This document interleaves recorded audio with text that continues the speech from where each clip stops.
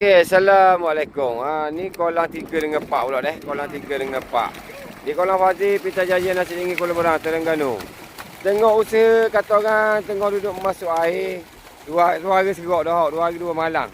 Keadaan kata orang tu sedut. Lepas sudah buang ikan lagi, kita sedut air lagi, kita jalan lagi deh. Mari surut lagi hari ni naik dah sikit hari ni. Pasal kita surut. Keadaan ni sekeliling ni Keadaan sekeliling kata orang tu dengan banjir pula dah. Kemarau deh. Keadaan kemarau.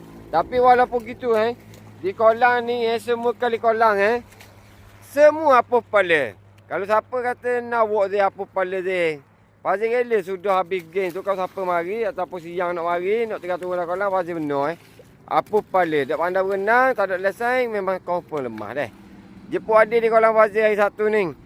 Hari Sabtu ni 4,800 2026 50,000 kita main lubang 1,000 dan lubang 500 310 ranking di pertandingan. Okey, Assalamualaikum.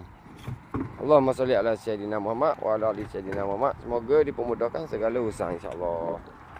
Assalamualaikum warahmatullahi wabarakatuh. Ni di kolam Fazil Pita Jaya Nasi Dingin Kuala Berang Terengganu deh. Pelepasan ikan untuk game hari Sabtu ni deh. Pasal Fazil tengok usaha duduk masuk air Banyak orang tak percaya 2 hari 2 malam Fazil duduk pisau. Duduk main boring buat ke air ni apa Ni sudah lepas ikan ni Fazil pergi start enjin mula. Pasang pahit. Jalan direct kata orang. Di kolam Fazil Pita Jaya Nasi Dingin Kuala Berang Terengganu. Keadaan musim ni musim panas.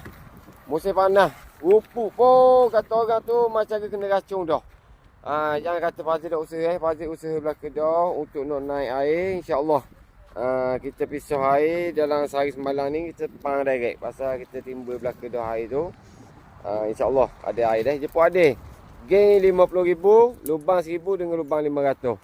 4 bulan 4 2026. Assalamualaikum. Sabtu malam.